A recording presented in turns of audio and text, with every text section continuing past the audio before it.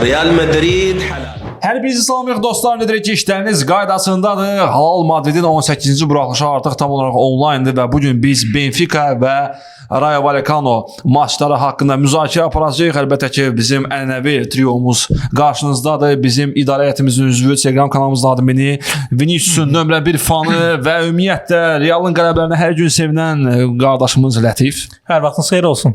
Mastantononun 1 nömrəli xeytiri, Alabanın 1 nömrəli fanatı, Arbelo'nun 1 nömrəli söyəni, ümumiyyətlə bizim köhnə madridistamız və Peñablancasının üzvü Fərman. Hamını salamlayıram.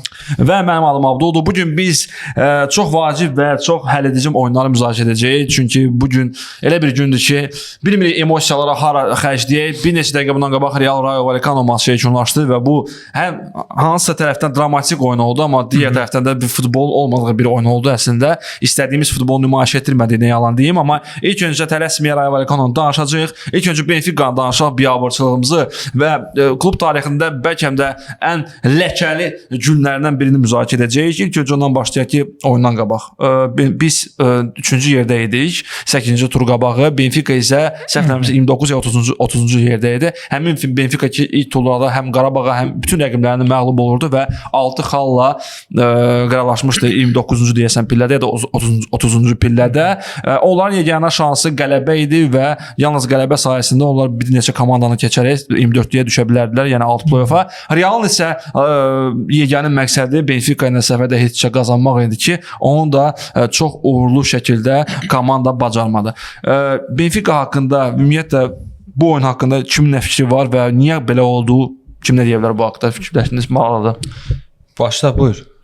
Açığı Benfica ilə axırıncı oyunun belə deyək, bir neçə tur əvvəlindən biz öz aramızda danışanda da fikirləşmişdik ki, əgər Benfica'nın şansları axıra qədər qalsa, sona qədər qalsa, Benfica meydanda Real'la döyüşəcək. Yəni sırf belə deyək də formal olaraq oyuna çıxmayacaq, döyüşəcək. Çünki Benfica top klubu olmasa da hardasa top klublara belə deyək ciddi müqavimət göstərən komandadır. Bu komandanın Barcelona'nın oyunlarını da xatırlayırıq ötən il Çempionlar Liqasında.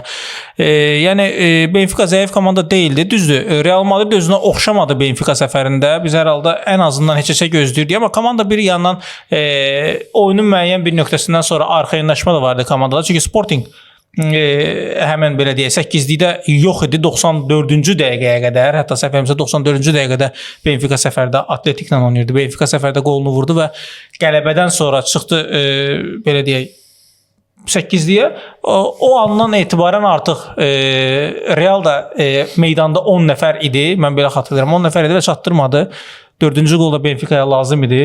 Və qolunu vurdular. Sadəcə təəssüf olsun ki, qapıcı vasitəsilə vurdular. Bu qol sadəcə mən futbolun gözəlliyidir o da. Hardasa yenə futbolun gözəlliyidir. Düzdür, təəssüf ki bizim qapıda oldu bu dəfə, amma ki o da futbolun bir gözəlliyidir. Sadəcə bu oyunda bir məqam mənim belə gözümə girdi ki, Arbelo'nun təcrübəsizliyi öz sözünü dedi əslində. Nəyə görə? Çünki Villarreal'ın oyunda o yenə cinah müdafiəçilərini yarım müdafiəyə gətirərək və şüəmini aşağı salaraq eyni taktika ilə götürdü, Benfica ilə də oynadı, amma iki məqamı nəzərə almadı. Birincisi, Benfica inanılmaz dərəcədə motivasiyalı idi.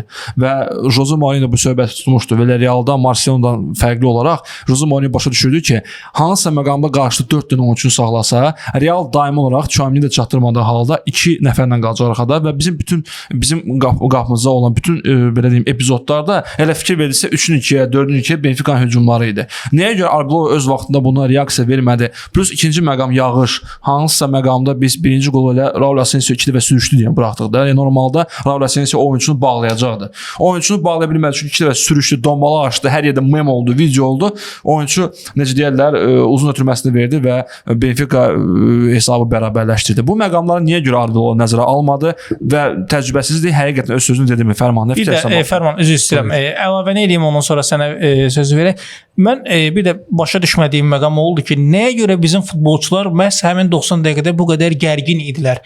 Oyunun ilk dəqiqələrindən etibarən komandanın üstə gərginlik görünürdü. Axırıncı saniyəyə qədər sanki final oyununa çıxıb komanda. Əslində bu gərginlik Benfica'da olmalı idi. Bizim futbolçularda olmamalı. Çünki sən 3-cü yerdə gedirsən və heç-heçə belə səni 8-likdə saxlayacaqdı. Mən sadəcə bunu da başa düşmədim. Bu gərginliyi, yersiz gərginliyi, Carreras'ın yersiz gərginliyi, məsəl üçün oyundan əvvəlki açıqlamalarıyla oyundakı Carreras bir deyildi. Oyun daxilində Carreras sanki düşmən komandaya qarşı çıxmışdı meydana. O ki sən Real Madridi təmsil edirsən, amma hər halda qarşındakı komandada sənin 5 ay, 6 ay əvvəl formasını geyindiyin komandaydı. Karyerasının gərginliyi, ümumiyyətlə digər futbolçuların da gərginliyini mən başa düşə bilmədim. Məsələn, sakit oynasaydıq məncə elə Yox, sadəcə bu komanda öyrəşmir bax ultra pressing oynamağa da. Yəni hardasa sən götürüb nəticə lazım olan komandaya qarşı və motivasiyalı komandaya qarşı, bu qarşında Mourinho'dur. Götürüb komanda rəqibi belə meydanın mərkəzində qarşılayırsan. Mərkəz müdafiəçilərimiz çatdırmırdı. Və normal bir hal idi ki, yəni hansı məqamda Arbeloa onları sakitləşdirib arxaya çəkməli idi. Çəkmədi və Benfica qalbılar çəkmirlər, davay boşluq var. 60 torpaq bax getdik. Buyur Fərman. Biabırçılıq. Kül bunların başlarına. Deyiləsi söz yoxdur da. Burada 2-3 məqam var, nəyə ki toxunmaq istəyərdim. Yenə dediyiniz ki, Abdul dediyi kimi sağ-sol cinah müdafiəçiləri keçir mərkəzə. Burada sual yaranır ki, yaxşı, sən 2 dəfə bunu eləyirsənsə, o komandalar qarşı kim ki sənə qarşı hücum göstərir və əks hücumda sən onları tuta bilirsən.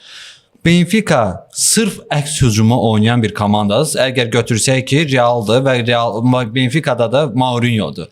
Mourinho necə müdafiədə oturmağı xoşlayırsa, onu hamı çox gözəl bilir. Onu əgər biz üçümüz biliriksə, Arbeloa onun məşqçiliyi altında o neçə illərlə də oynayıb, o bizdən də yaxşı bilməlidir. Əgər o onu səhv buraxırsa, yağış biz üçün bizdən bir söz deyil, yağış yağırdı. Səbəb deyil, amma bir qolların birini ona görə buraxdı. Benfica da həmin meydanda oynayırdı. Aysa Benfica da o meydanda oynayır. Əgər sən ayağın sürüşkəndirsə, başqa bir şey deyərdim, nəysə.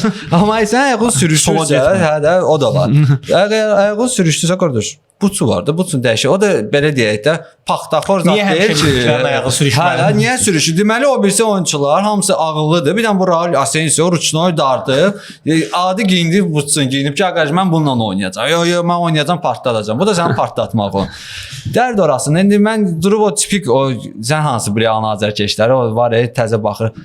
Biz oyunu satdıq, biz oyunu verdik. Bəlkə də ola bilər. Mən onun heç vaxt diskusiyasını aparmıram. Çünki hamı gözəl bilir ki, oyunlar alınır, satılır və s. amma mən hələm özərinə sonuncu tur. Hə, mən ona hələm də inanmaq inanıram. Mən nə qədər indi dərəcə çatır, inanıram. Prosta istəmirəm çünki futbolun marağı itməsin. Gözlə gördüyün şeyləri müzakirə etmək istəsən də olsa da. Sırf nədən olsa da mən futbola baxıb həzz almaq istəyirəm. Masonlar bura. Benfica'yı təbrik edirəm, halaldır. Əlbəttə ki, Benfica əgər gəlib Real 4-2, 9 nəfərlə, 3 nəfərlə, 5 nəfərlə onun dəxliyyəti yoxdur. Bu uddu. Mən demişdim 4-1 olacaq. Sadəcə oldu. Ziyanda dedim 90 dəqiqədə və Trubin sırf Real kimi, belə Ramos kimi qol vurdu. Bir dənə yaddan şey çıxdı ki, qapıda Courtois idi yenə. Yenə Courtois, bəli. Biz bütün dalış xatirələrini təbrik edirik. Yəni həqiqətən biz bütün dalış xatirələrini yada saldıq ki, biz onları orada yəni tarixi bir məqamı yaşadıq, amma nəzərə almadıq ki, o tarixi məqamın bir hissəsi də Courtois idi, hansı ki Atletico'nun qapısında idi. Və yenə 90+8 dəqiqə yenə Courtois qol buraxır. Düzdür, Yeti Trubin təbrik elədi və bu əslində futbolun gözəlliyi idi ki, geri qapıçı bizim qapı olmasa daha yaxşı olardı, amma Neyə gedib həqiqətən qəhrəmancasına özünü nümayiş etdirən bir oyunçunu təbrik elədi, amma bu mən səninlə tamamilə razıyam. Mən yağışı səbəb kimi gətirmək istəmirəm və gətirmirəm. Sadəcə mən ona hirslənirəm ki, komanda belə məqamlara reaksiya vermir. Mən ona hirslənirəm. Mən səbəb kimi gətirmirəm. Tam layiqli bir qələbə qazandı Benfica və bu komanda əslində 2 gol vurmağa belə layiqli idi. Çünki Mourinho çox sadə və klassik şəkildə 5-6 adamla müdafiədə oturaraq 3-4 adamı kontratakaya qoyaraq bizi məhv elədi. Faktiki. Yəni əslində orada Benfica ilk hissədə 2-1 hesablı udmalı deyildi. Bir 3-4 dənə top vurmalı idi bizə. Bu nəzərə almalıyıq. Biz Hüseynin möhtəşəm və pozitiv bir oyunu necə deyirlər. Ortada bir məqamı toxunmaq istəyərdim ki, nə penal var idi və nə cərimə zərbəsi var idi 93-cü dəqiqə. İkisinə neçə dəfə baxdım. Bellingham heç birində oyunçuya qarşı sərt oynamadı. Heç dəymədi də. Yüngül bir toxunuş idi.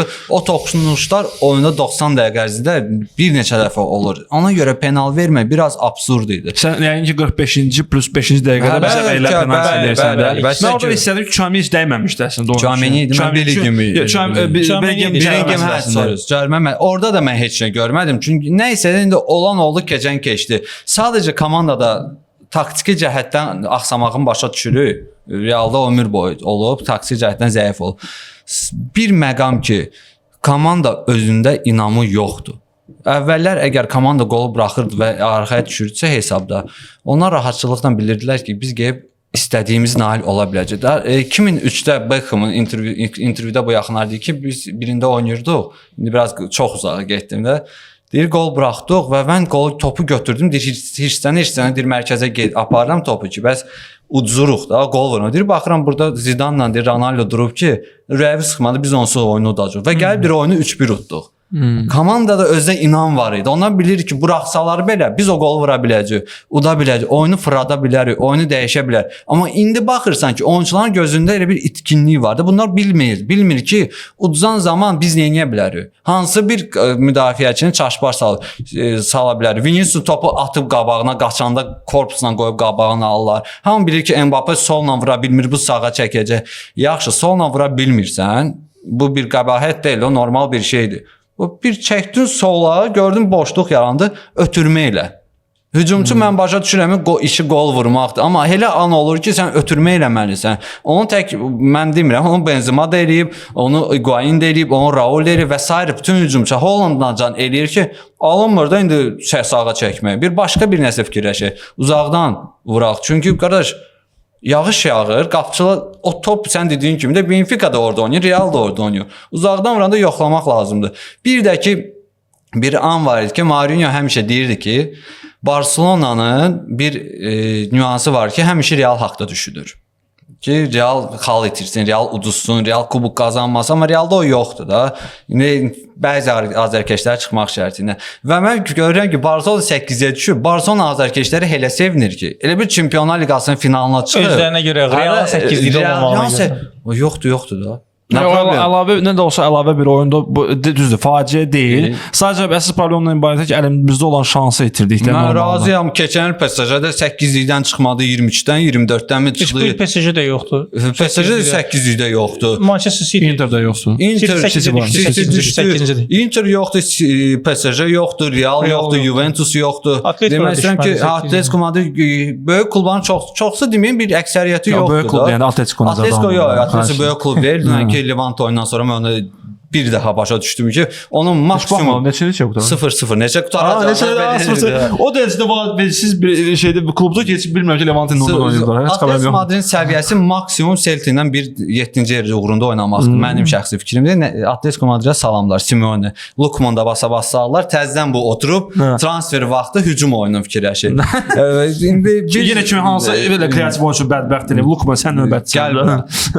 Mənim fikrimcə Real axırıncı oyunu çox pis oynadı. Qorxusu var idi. Amma nə qorxu idi mən başa düşmədim. İndi düşməyəcəkdin. Burada bu qlobal bir problem yoxdur. Real'ın Benfica ilə növbəti 2 oyunu məncə Real onların acığını çıxacaq.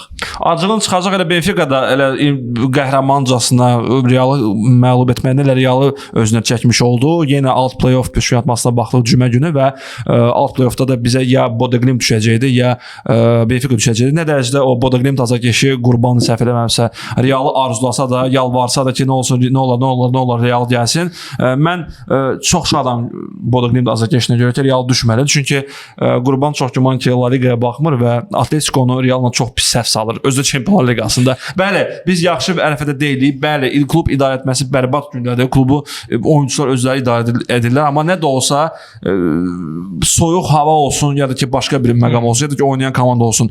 Play-off mərhələsində mən inanmıram ki, Bodo Glimt'in nəsə Real'a qarşı şansı var.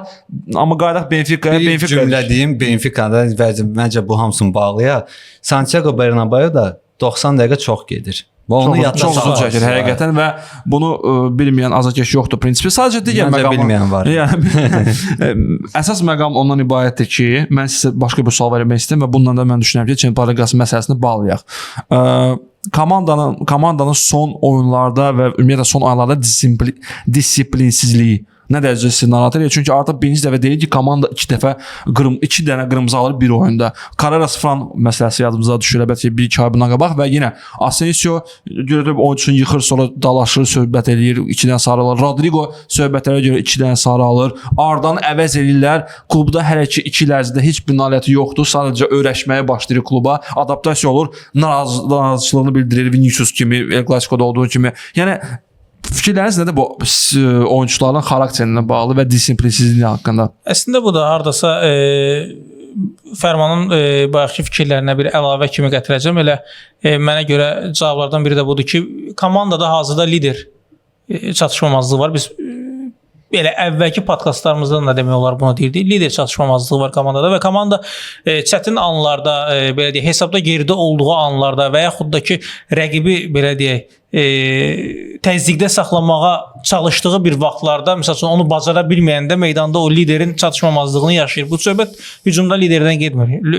Meydanda Məsələn, Luka Modric'in Kroos'un dövründə, elə Nacho'nun özünü götürmək üçün sonuncu sezonda Nacho'nun dövründə, məsəl üçün komanda hardasa meydanda o varlığı hiss eləyirdi, o liderin varlığını hiss eləyirdi. Bizim amma indiki Real Madriddə o belə deyək, futbolçular sanki Carvajal da köhnələrdən qalan, Carvajal da zədəlidir, meydanda olmur və meydanda olduğu müddətdə belə mənə görə Carvajal digər adlarını daha öncədən çəkdiyim futbolçular qədər belə deyək, öz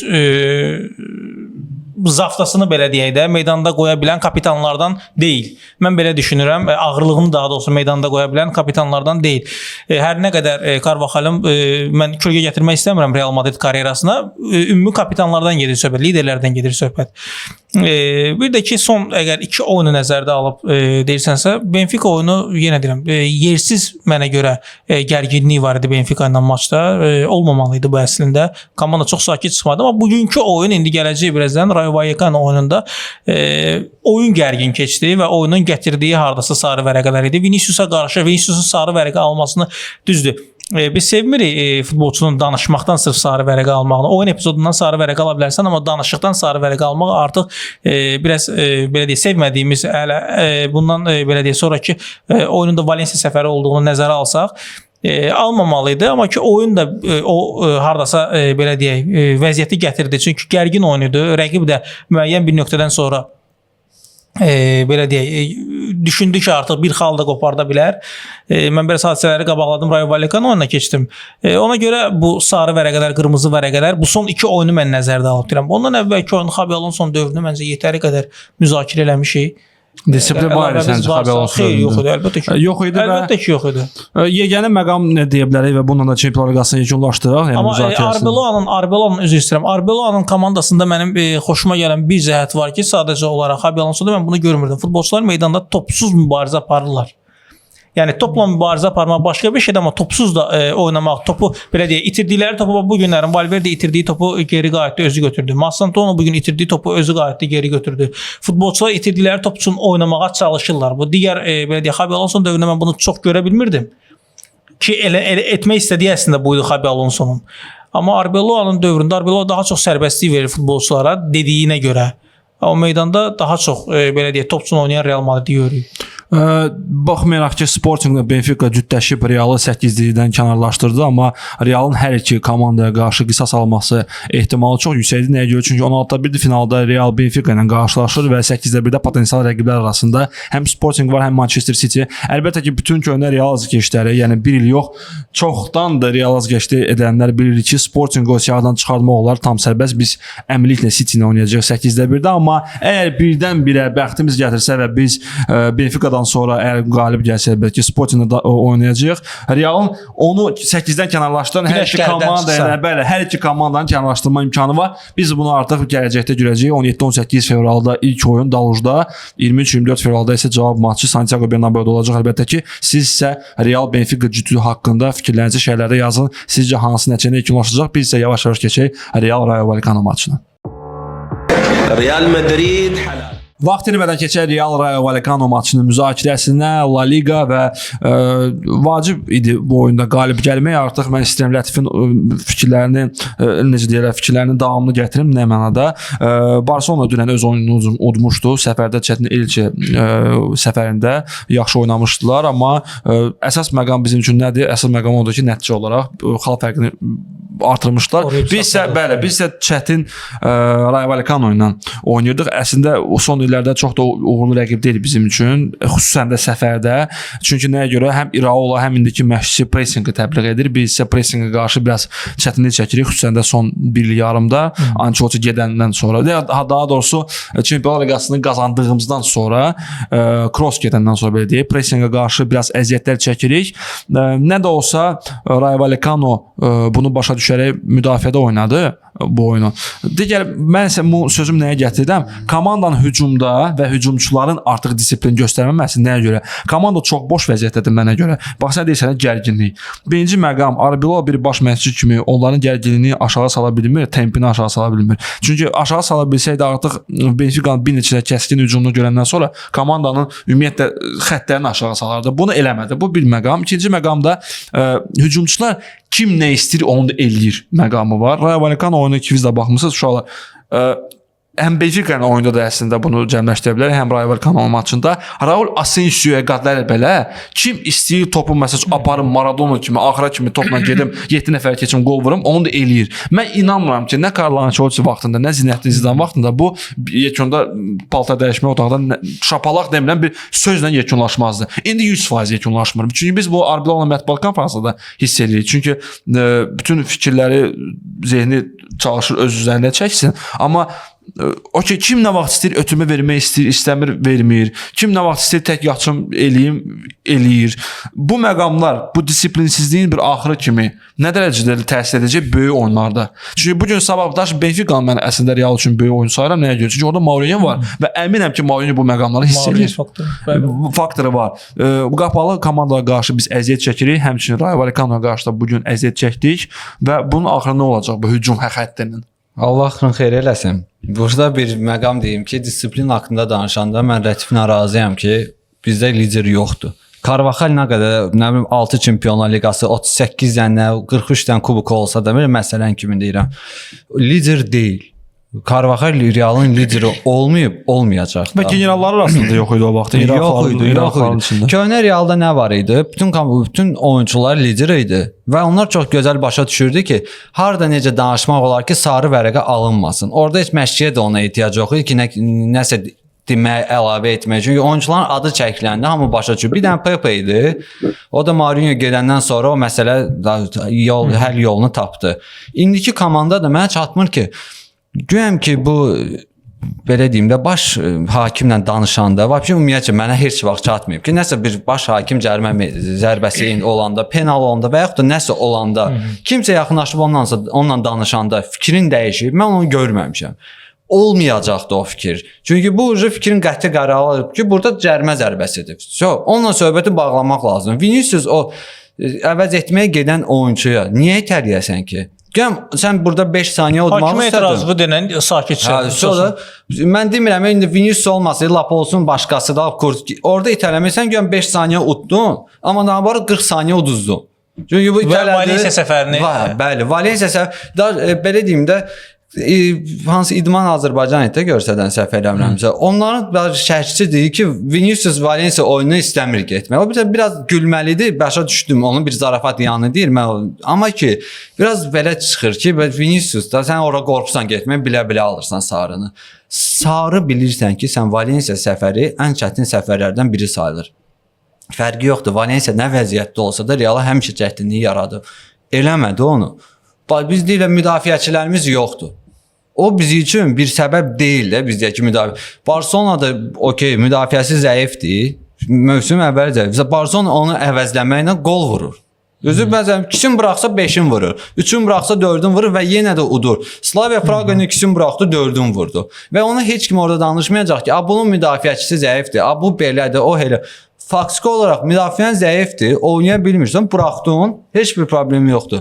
Golun var. Görəm Real ən güclü vaxtlarında olanda 16-17 mövsüm, 17-18 mövsüm gol buraxmırdı. Real ömür boyu golun buraxıb da, müdafiəsi heç vaxt güclü olmuyor. Yalnız koronavirus ərəfələrində biraz yaxşı oldu. Orada biraz hardasa oldu. Golun buraxır deyə əvəzində ikisini vururdu. Və o buraxılan gol kimin səhvindən oldu, necə oldu, heç kimi maraqlandırmırdı. Bugün Rayo Vallecano'ya baxıram, bizən deyiləsi söz yoxdur da oyunda da. Arbeloa elə bir ki 3-4 dənə taktik sxemi öyrənib və onun üzərində komandanı oynadı. Sən Asensionu çıxartdın, saldın Tchouaméni, yazıq Tchouaméni, mən Tchouaméni ümumiyyətcə müdafiədə heç nə də qınaya bilmərəm. Heç o da qınamamış. Onun çünki bu insan, qardaş, müdafiəçi deyil. Bu olmayacaq da. Qırmızı var idi. Sistə. Hər iki oyunu qırmızı. İkincinin də lazımsız bir sarı idi. 100-100 dəqiqədə. Prosekələdə oyunçunu çıxartdı. Birinci qırmızı 100% vardı. Penal qarış sağı solu yoxdur. Sadəcə mənə çox belə xoşuma gəlməyən an oldu ki, biz oturub penalın ümidinə qalırıq. O yaxşı bir şey deyil. İndi yaxşı bu penal olmasaydı Real Sociedadın çəkdiyi əziyyət keçən həftə biz yerə vurmuş sayılırdıq da. Belə keçən yox, ondan bir həftə əvvəl. Olmaz. Taktiki cəhətdən baxırsan oyuna hamısı hücumçudur. Hamısı hücumçudur. Amma başqa yoxdur. Brahim Diaz, Mbappe, Rodrigo, Gonzalo, Vinicius. Mən 5 dənə hücumçu saydım ki, hücuma meyilli. Vinicius görürsən qarşı oyuncu yenə də keçə bilmirsən, başqa bir şey fikir. Uzaqdan zərbə. Sebalisdən başqa mən 65-ci dəqiqədən sonra uzaqdan zərbə görmədim. Yoxdur. O yoxlayın da qardaş. Praktik eləmirlər. Biraz Valverde çalışır, amma o da ki bir əks hücumla asla yekunlaşır. Bu oturub qapısının ağzındadır. Bir dönə uzaqdan vurun. Bəlkə kiməsə dəydi, getdi, girdi o qapıya. Kimisə məsələn də kiməsə dəydi, girdi. Bir dənə Uglavoi da çox oldu. Bəlkə qapıçı görmədi, doğrudan da qəşəng zərbə alındı.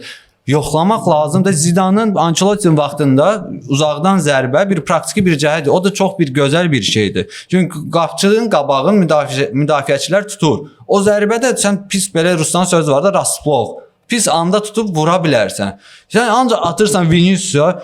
Bu qırmızı alandan sonra mən sağ tərəfdən 2 dənə hücum gördüm, görmədim. Daha qrafikdə onu göstərirdi ki, biz adeta 75-ci dəqiqədə 15 idi, 4-3 idi. Yəni hücumlar. Sol zaten 15 dənə hücum oldu. Sol biabırçılıqdır. Nə mənada? Qardaş, Mastanton oyunçu deyil. Onu bırax müdafiə zədə oynasın. Qardaş, bu hücumda oynamır. Onu da ayda kimdə öyrənək də bir də. Onu da ayda mən nəysə. Məncə mən əminəm ki, mən ümumiyyətlə Mbappe-nin transferi söhbətindən sonra hər şey inanıram. Tam rahatlıqla, yəni belə bir xəbər oxusam ki, məsələn, Argentina prezidenti zəng girib prezidenti Mastanton oynadı. O da deyir, problem yoxdur, oynadıq. Təki mən də bir-iki dənə villa tikim də özüm üçün Argentinada. Mən təəccüblənmərəm. Çünki başqa bir bunun səbəbi Rodrigo'nun əsas heyətdə çıxmaması səbəbi ola bilməz. 3-4 oyundur. Bir ay bundan qabaq da Rodrigo ayda bə, yəni keçən həftə qayıtmım zədədən. Sən də bu qədər onu saxlaya bilməzsən. Mən sənə bütün sözlərinlə altında xətt çəkirəm. Bir məqamla razılaşmıram ki, biz penaltisinin ümidində qalmırıq azarkeş olaraq. Oyunçular elə atmosfer yaradır ki, yox, məndən ümid qalacaq. Yox, nə mənada? Oyunçu artıq problem nədən ibarətdir? Bax, müdafiəçilər yığışıb, buna bilər ki, bu sıx müdafiə bunlar yara bilmirlər. Nəyə görə? Çünki açıq ötürülməni verə biləcək oyunçu yoxdur. Plus var əslində, Ceballos var, amma o da stabil vəziyyətdə deyil. 10 dəqiqə çıxır, çıxmır, oynamır və onlar bağlı rəqibə qarşı artıq bir neçə ötürmə verəndən sonra, gol vurmayandan sonra, direyə olandan sonra Vinicius başlayır məsələ üçün hər toxunuşa yerə yıxılmağa. Çünki o pis mənada yox, mən simulantam, götürüb yerə yıxılacağım. Çünki çarəsiz qalır da, bildin necə? Biz hücumda nə ötürmələr edə bilərik normalda, boş alan deyirlər də türklərlə tapa bilirik. Ona görə məcburi şəkildə ya yıxılır, ya bir şey olur. Əlbəttə ki, həm qırmızı vərəqə tərtəmiz idi, çünki Ceballosun ayağını sınırmışdı və mən təəccüblənirəm ki, Xrustal Ceballos necə o məqamda zədələnmədi. Halal olsun.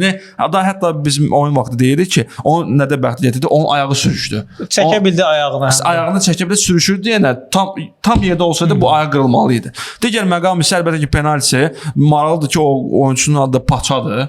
O da paçasını qaldırdı, Brahimin qarnından vurdu. Orada söhbət ola da bilməz.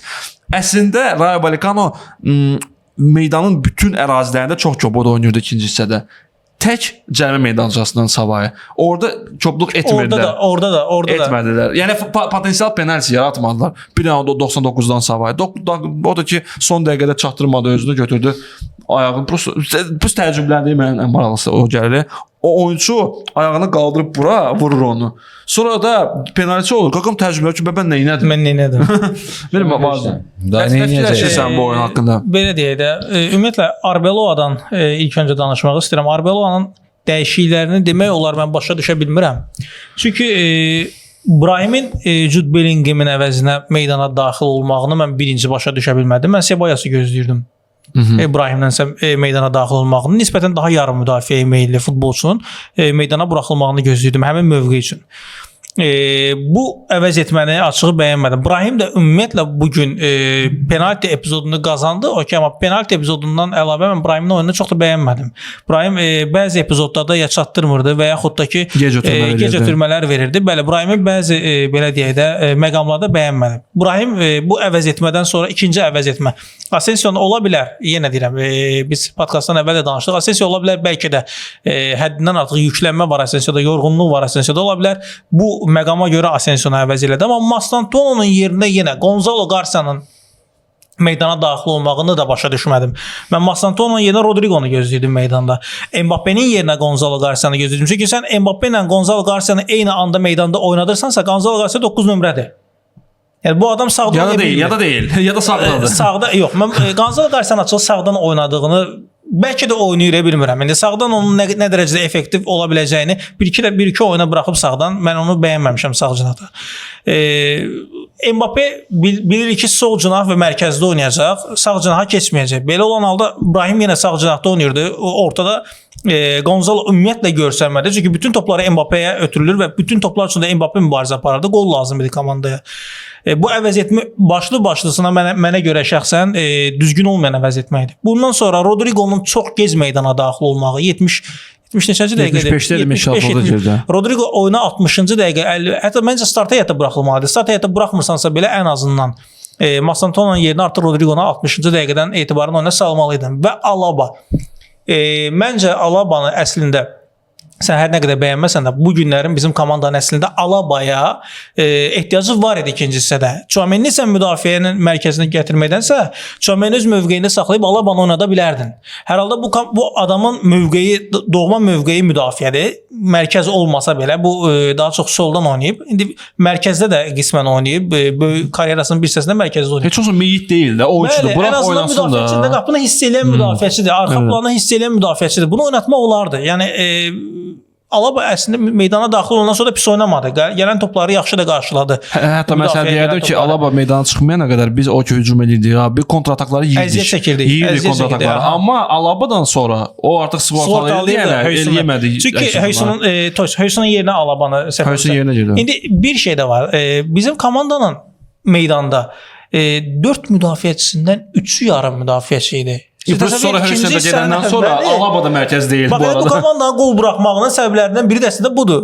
Komandanın deməli sağ cinahında müdafiədə Valverde, sol cinahında müdafiədə Kamavinga hər nə qədər bu gün yaxşı oynasa da, arxaya gəlib topları yaxşı götürsə də, hücuma yaxşı çıxsa da, Kamavinga indi bildiyim yarım müdafiəçidir, bildiyimiz və mərkəzdə də Tchouaméni. 4 müdafiəçindən 3'ü yarım müdafiəçidir və yanlarında qoymusan Höysunu. Biz bilirik ki, Höysunun səhvləri yəni əllə saymaq qədər bitmir, bitmir. Bəzi oyunlarda düzdür, bəzi məqamlarda Höysunu biz bəyənsək də, hardasa az məqamlarda bəyənsək də, Höysunun Real Madrid'dəki karyerasını hələ ki uğurlu hesab edə bilmərik. Arbeloa'nın əvəz etmələrini bəyənmədim. Bir də penalti epizoduna gələcəm mən. Komandanın penala ümidinin qalma məsələsində. Əslində bir yandan Fərman haqlıdır, bir yandan da belə deyim, mən komandanın haqqını da yemək istəmirəm bugünkü oyunda. Çünki 2 dirəkdən qayıdan topumuz oldu. Mbappé'nin boş qapıya vurduğu top. Hər halda mən onu boş qapıya vura bilmədi deməyəcəm. Futbolçularda belə məqamlar, belə məqamlar ola bilər. Yəni o da belə deyək də Real Madrid üçün əlindən gələni deyir. Hər oyunda qollarını vurur. Hər oyunda qollarını vurur. Yəni bir epizoda görə mən şəxsən bax bizi izləyən izləyicilərimizə də demək istəyirəm ki, bir epizoda görə inşallah hər hansı bir futbolçunun belə deyək oyununu dəyərləndirmək düzgün deyil. Hər nə qədər o epizod boş qapı belə olsa. Birinci hissədə Vinicius da boş qapını qaçırdı. Ona qalsa misal üçün Vinicius'un epizodu məncə daha rahat ola bilərdi. Çünki qapıya daha yaxından idi. Amma qabağında da müdafiəçilər vardı. Hər iki halda mən futbolçuları qınamayacağam. Hər iki boş qapıya görə. Digər məqamda da ki, hücuma çıxma intensivliyini bəyəndim. Komandanın hücuma çıxa bilmə, belə deyək, çıxma intensivliyini. Sadəcə olaraq bugün hansısa məqamlarda alınmırdı. Oyun 5'ə 6'ya da bəlkə də gedə bilərdi. Əksinə də ola bilərdi. Çünki 2 epizodda Rayo Vallecano bizi təkbətək epizodlarda tutdu. Birində Valverde arxaya qayıda bildi. Mənə görə Valverde'dən savayı orada sadəcə müdafiəçi yox. Hücumçu olsaydı, yarım müdafiəçi və ya hücumçu olsaydı o pası daha öncə atacaqdı. Heç bəlkə də Valverde çatdırmayacaqdı ona. İkinci epizodda da yenə müdafiəçinin səhvimsə hücuma qoşulmağı və Courtois topu götürdü. İstənilən halda qələbədir, 3 xaldır, amma bəli, çatışmamazlıqlar həddindən artıq çoxdur və mən bunu yenə fikrimə qayıdacağam. Komandada meydanda lider çatışmamazlığında ən böyük faktor kimi görürəm. Müdafiə məqamını nəzərə aldıqda mən ümumiyyətlə Militao'nu sevmirəm və heç vaxt düşünmür ki, deyəcəm ki, bu komanda Militao'nun ümidinə qalıb və düşünməzdim ki, mən Militao'nun ümidinə qalacağam, amma nə dərəcədə mən onu bəyənməsəm də onun xarakterində çox böyük hörmətim var. Çox böyük hörmətim var. Son o ki 25-26 mövsümdə o qayıtdı. Nə vaxt qayıdır üzr istəyirəm. Ən yaxşı halda martda. Buyur. O ki o zədələndiyi, təzədən o qapını qorumaq məqsədi ilə zədələndiyi 4 aylıq bu son zədəsi. Ondan savayı ondan qabaqda ona hörmət edirəm. Çünki 2 dənə çarpaz bağı yırtılması zədəsindən sonra özü sağ ayaqda da, sol ayaqda da qayıtmaq və çox yaxşı oynayırdı belə ta fikir vermişsə mövsümün əvvəlində əla idi. O əslində zədələndən sonra biraz Xabi Alonso'nun da işləri yaxşı getmədi. Çünki əslində Raul Asensio start heyətdə oynayası oyunçu deyildi. Üstəlik Rüdiger. Üstəlik Rüdiger məsələsi o ümumiyyətlə xronik vəziyyətə düşdü. Bu Florentino Perez'a Allah canını sağ eləsin necə deyirlər. Digər məqam zədə danışmışkən Jude Bellingham bugün zədələndi. 15-ci ya da 6-cı dəqiqədə əzələsini dartdı. Əlbəttə ki, testlərdən bazar ertəsi keçəcək, yəni sabah keçəcək. Sadəcə ən pis halda, ən yaxşı halda bu 2 ya 3 həftədir. Jude Bellinghamın zədələnməsi nə dərəcədə pis məqamdır və yaxud da nə dərəcədə yaxşı məqamdır məsəl üçün Arda kimi və yaxud Ceballos kimi oyunçular nəzərə alsaq. Nə fikirləşirsiniz bu haqda? Hal-hazırdakı Jude Bellingham heç pis məqam deyil. Mənim o şəxsi fikrimdir. Məncə Ceballosun oynaması, Ardanın da 10 nömrəyə keçməsi daha yaxşı bir məqamdır. Jude Bellingham möhtəşəm başladı. 23-24 mövsümdə söz deyiləsi yox idi. Qolun vurdu, hər bir asistlərin elədi, problemlər yaradırdı. Amma hal-hazırdakı Jude Bellingham heç bir komanda müdafiəsi üçün problem yaratmır. Mən o problemi görmürəm. Nə mənada? Bu müdafiəçilər üçün problemi görmürəm. 23-24-də keçən il belə mən oturub gözləyirdim ki, Jude Bellingham indi başlayacaq oynamağa və s. bu mövsüm əvvəli yox. Elə bil ki, Hələ zədəli idi mövsüm əvvəli. Hədə bu mövsüm o zədədən gözləyirdim ki, gələcək indi bu başlayacaq, bunun səhv eləmirəmsə çiynində əməliyyat edəcək və s. Hə Jude Bellingham indi oynayacaq və təzədən yox. Elə Jude Bellingham isə nətər? Bayaqlar bir qardaş dedi, bax futbola baxanda ki, elə sırf bunlar gəlir oyuna çıxır, maaşını alır, çıxır gedir. İndi udacaq, nə olacaq heç maraqlı da deyir bunlara. Jude Bellingham deyir 10 milyon, 20 milyon alıram. Cəhənnəmə bir dənə Çempionlar Liqasını qazanmışam. La Liqanı qazanmışam. Mənə bəsdir. Belə vəsizlik. Yəni. Mən demirəm doyub. Sadəcə o vibe verir. O hədə ona bənzəyir də. Bir ki, buna oca bəsdir də. Əvvəl o birinci mövsüm gələndə komanda üçün can yandırırdı. Bir gözləri alışırdı ki, mən oynamalıyam. Hara qoysalar da oynayacaqdı. Mövsümün əvvəli mən 8 nömrə oynamaq istəmirəm, mən 10 nömrə oynamaq istəyirəm və s. O yenə də deyirəm ki, həm tək belə deyim də deyirlər belə müdiriyyət deyim, nə deyim, prezidentin problemidir. O həm məşqçinin də problemidir ki, ona düzgün onu belə gətirib qabağını izah eləmədi ki, qardaş sən bunu belə eləməli deyilsən, bu belə olmalıdır və s. Alonso'nun liderliyi, Alonso'nun hörməti, Loru dildə desəm bazburtluğu yox idi da. O Ancelotti'də var idi. O Zidane'da var idi. Hansı ki onlar ona o sözləri deyilsəydi, sən demişkən bir qapazı qoyacaqdı və qapazı bir dənə baxışla o söhbət bağlanacaq deməyəcəkdilər. Çünki onlardan çəkinəcəkdi. Bellingham gözəl futbolçudur, super oyuncudur. Sadəcə bu il mən o Bellingham'i görmürəm. Məncə taktiki cəhətdən yanaşsaq, məsələ Bellinghamə bir boks-to-boks olaraq, hücuma meyilli boks-to-boks olaraq yanında idarə edici bir oyunçunun olması çox vacibdir və mən Arda Güler nəzərdə tutmuram, daha dərin oynaya biləcək bir yarım müdafiəçi nəzərdə tuturam. Çünki ən yaxşı mövsümünü o Toni Kroos'la birlikdə keçdi və Luka Modric'lə birlikdə keçdi. Düzdür, orada 9 nömrəmiz yox idi, rombo oynayırdıq, 4-4-2 oynayırdıq və s. və axır. Mən hal-hazırda onun qol vurmağından danışmıram. O effektivliyini göstərməyə çalışır. Yenə də biz nə vaxt açırıq, statistikaya baxırıq ki, ən çox kim qaçıb, kim əziyyət çəkib, kim patkat edib, həmişə Jude Bellingham olur. Mən də qaçımsan. Amma hücumda və əsas fazalarda onun belə deyim də çox da effektiv olmamasının məncə səbəbi ondan ibarətdir ki, o onsuz da ondan tələb olunur ki, o oyunu idarə eləsin. O isə oyunu idarə edici oyunçusu deyil, o temp verən oyunçudur. Və mən düşünürəm ki, Arda Güler yox, başqa bir, məsəl üçün Vitinha və yaxud Pedri tipli bir yan müdafiəçinin yanında o çox partlayış işlər görə bilər. Amma belə vəziyyətdə yox. Belə vəziyyətdə işin görmürəm. Nə qədər maraqlı səslənsə də Fərman yenə düzgün vurğuladı. Komandanın sanki hazırda Bellinghamsizliyə ehtiyacı var, bilmirəm. İndi oyunlar təbii ki bunu göstərəcək, qarşıdakı oyunlar bunu göstərəcək. Ümid edirik Bellingham ən qısa zamanda komandaya geri dönər, çünki yetəri qədər zədələrimiz var. Hər halda, istənilən halda Bellingham kimi bir futbolçunun zədələnməyi xoş xəbər deyil. Bəzi azarkeşlərimiz yenə bunu xoş xəbəri kimi qarşılasa belə. Əfqan salam sənə göndəririk. Tək Əfqan deyil, Əfqana təbii ki salamlar, tək Əfqan deyil. Bəzi azarkeşlərimiz bunu xoş xəbər kimi qarşılasa belə, bu heç yaxşı xəbər deyil. Amma nəzərə alsaq ki, start heyətinin daimi üzvüdür Bellingham və bəzi oyunlarda Bellinghamın belə deyək, son həftələrdə özəlliklə Abdul bunu sırf sənə görə demirəm. Bellinghamın ləngliyini mən bəyənmirəm. Ümumiyyətlə ləngliyini çox gec qərar verir. Verdiyi qərarlarda bəzən özü irəliləmək istəyir. Bəzən belə deyək də komandanın əks hücumunu belə deyək istəyəndə əslində Bellingham komanda üçün oynamaq istəyəndə biz həmin oyunu çox rahat şəkildə aparırıq, götürürük. Amma Bellingham özü oynamaq istəyəndə, özü üçün oynamaq istəyəndə, özü də fərqlənmək istəyəndə komandanın oyunu alınmır. Bizə hal-hazırda düz oynayan futbolçu lazımdır. Yəni sırf komanda üçün oynayan futbolçu lazımdır. Mənə elə gəlir Ceballos bunun ötəsindən yetəri qədər gələcək. Biz nəzərə alaq ki, sezonun əvvəllərində Bellingham zədəli idi. Komandanın işləri o qədər də pis getmirdi əslində. Atletico Madrid qədər. Normal qədərdə hətta bizim artıq bəlli bir start heyətimiz də var idi və Atletico Madrid oyununa çox rahat bir şəkildə qələbə ümidi ilə çıxırdıq. Sadəcə həmin oyunda yenə deyirəm, yenə qayıdıram bax həmin oyuna mənə görə taktiki düzülüş səhv idi, taktiki seçimlər ümumiyyətlə oyunçu seçimləri səhv idi Xabi Alonso'nun və həmin oyundan etibarən başladı əslində uğursuzluqların başlanğıcı. Belə, yəni Jude Bellingham'in zədəsini mən xoş qarşılamıram, amma ümid edirəm ki, bu komanda üçün ağır bir itki ən azından bu dönəm üçün sayılmayacaq. Bir kəlmə deyəcəm ki, ümid varam ki, Bellingham çıxıb bizi səhv çıxardacaq. 100%. Mən çox ümid edirəm ki, bu məsələdə. Uşaqlar, çox sağ olun fikirlərinizə görə biz həm La Liga, həm Çempionlar Liqasını çalışdıqsa bir digest olaraq qısa biz sizlə birlikdə müzakirə edək. Maraqlı bir, nə də olsa emosiya verir komanda, amma bu emosiyalar mənfidir yoxsa müsbətdir, hər kəs özü buna qərar verməli. Bir azarkeş kimi siz də şərhlərdə fikirlərinizi yazın. Real Rayo Vallecano oyunu nə dərəcədə qələbə oyunu olsa da, nə dərəcədə biz xallarımızın sayını artırsaq da və Barcelona xal fərqini azalsaq da xoşumuza gəldi, yoxsa yox. Biz isə keçək bizim yekun balaca bir blokumuza.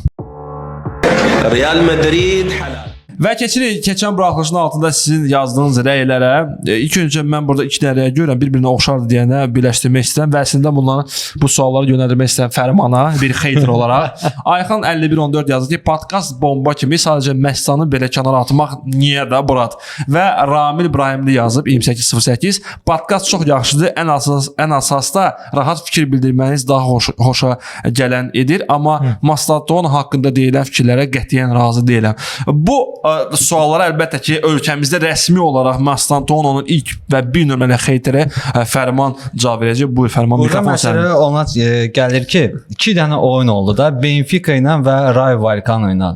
Mastantono neyinədir ki? Mən bir dənə o maraqlıdır. Da prosta Məstanla uzatmayın. Yox, Məstan mənim pişiyim olub uşaqlıqda. Ona çox böyük hörmətim olub da. Amma bunu o pişiyi təhqir eləmək istəmirəm, başa düşdün? Ona görə onu mən Tamada ilə çağıracağam, familiyası ilə üzr istəyirəm.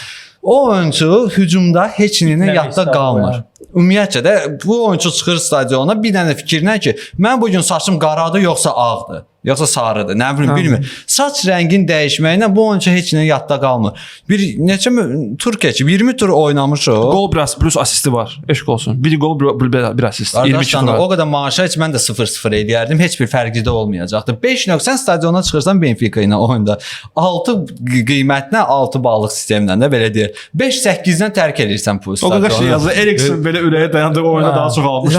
Qardaş, o oyuncu olsun 18, olsun 20. Əgər Real Madriddə oynayırsa, o Real Madriddə maksimum dərəcədə hər bir şeyi belə deyə də qazanmalıdır, canın qoymalıdır. Heç nə yadda saxlamır. 3 oyunçu arasına girir, özünü Messi hiss eləyir, amma heç birinə topla da çıxmır. Nə ötürmələri, nə asisti, cəhənnəmə 1 gol 8 asist, 6 asisti olsaydı mən yenə deyərdim cəhənnəmə. İndi asisti var. Bunun heç nəyi yoxdur da qardaş. Hərəm də oturub əvəz etmədə deyir ki, mən birinci heyətdə olmalıyam. O mənə ümumiyyətcə çatmır. Sən nəsə bir görsət, soram tələb elə. Vinicius mən söysəm belə, Vinicius əvvəl oynaya bilmirdi. Soram görsətdi, başladı tələb eləməyə. Sən görsətmədən belə oyunu tələb edirsənsə, sən ucu çıxıb getməlisən Realdan. Onun maksimum səviyyəsi, Niyə də yox da Burat, niyə də tənqid eləməyim. Yox, nə qədər. Sadəcə benim məqam ki, onun da bütün funksionallığını Rodrigo yerinə yetirir. Rodrigo ondan da yaxşı yerinə yetirir. Fərq də orasındadır ki, indi nə bilim bu oyunçunu prosta ki Atın Kastiliyazada juvenilli. Atın oralığı qoy orada Fransın özü üçün. Boş-boşuna oyunçudur. Çox sağ ol cavabına görə. Məncə nəsə fikrim var. Mən Artur heç okey də yəni. Mastantonunu gözəl tanıyır. Və digər sualımız da bizim növbəti izləyicimizdən də deməli, Nurek RBN 4726 salamlayırıq səni Nurek RBN 4726. Kimin yadında olar? Nizami metrosunun üzü yuxarı çıxanda Real kafe var idi. Raulun şəkli var idi qapıda. Uşaqlar Təqribi yadımdadır. Təqribi yadımdadır. Sənin yadında deyil bir şey. Mənim də yadımda deyil. Özü Raul mənim favorit sevdiyim oyunçumdur. Ona görə başlamışam Real'ın oyunlarına baxmağa. Əgər hələ də elə bir yer varsa uşaqlar şeylərdə yazın. Bir də qardaşa deyim ki, yəni bəlkə yasamalda qalırsa, Köhnə Xlebzavod indi favoritlə Zahid Xəlilova keçəndə o bookmaker Real Madrid vardı. Orada da Raulun şəkli idi. O boy şey. Yerinə qədər dedi. Biraz da keçsəydi o xəritədə kodlar var idi. Onu da verəcək ki, o kodlarla kartlarla tapa bilərsən. Uşaqlar bizim buraxılışımız sizə sonuna gəlib çatır. Biz çalışdıq maksimum sizə ətraflı məlumat verək. Siz isə ümumiyyətlə bütün fikirlərinizi oyun haqqında, bizim haqqımızda şeylərdə qeyd edin ki, növbəti buraxılışda diqqət yetirək və oxuyaq sizin şərhləri. Bütün linklərimiz aşağıdadır. Bütün sosial şəbəkələrə abunə olun və biz sizinlə növbəti dəfə görüşəcəyik. Çətin və çox qəliz Valensiya səfərindən sonra. Hər birinizi təbrik edirik Rayo üzərində qələmə münasibəti ilə və izləmədə qalın. Çox sağ olun. Hala Madrid. Hala Madrid. ريال مدريد حلال.